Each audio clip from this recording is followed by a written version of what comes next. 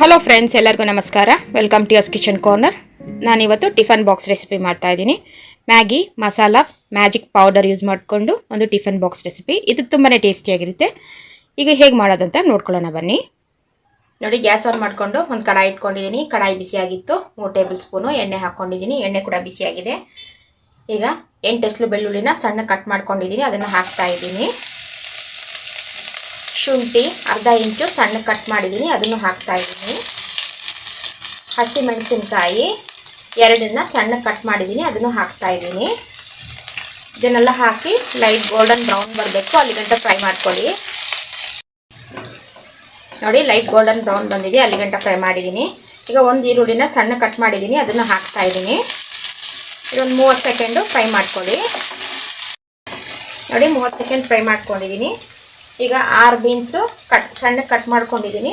ಒಂದು ಸಣ್ಣ carrot cut ಮಾಡ್ಕೊಂಡಿದ್ದೀನಿ, ಅದನ್ನು ಹಾಕ್ತಾ ಇದ್ದೀನಿ.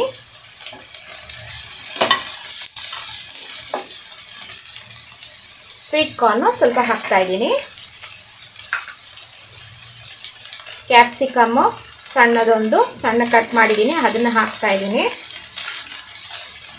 ರುಚಿಗೆ ತಕ್ಕಷ್ಟು ಉಪ್ಪು. ಇದನ್ನು ಹಾಕಿ ಒಂದು 2 ನಿಮಿಷ ಹೈ ಫ್ಲೇಮಲ್ಲಿ ಫ್ರೈ ಮಾಡ್ಕೊಳ್ಳಿ.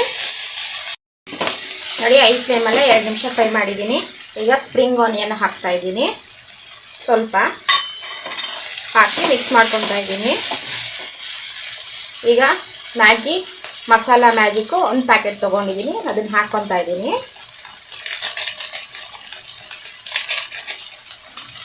ಇದನ್ನು ಹಾಕಿ ಮಿಕ್ಸ್ ಮಾಡ್ಕೊತಾ ಇದ್ದೀನಿ.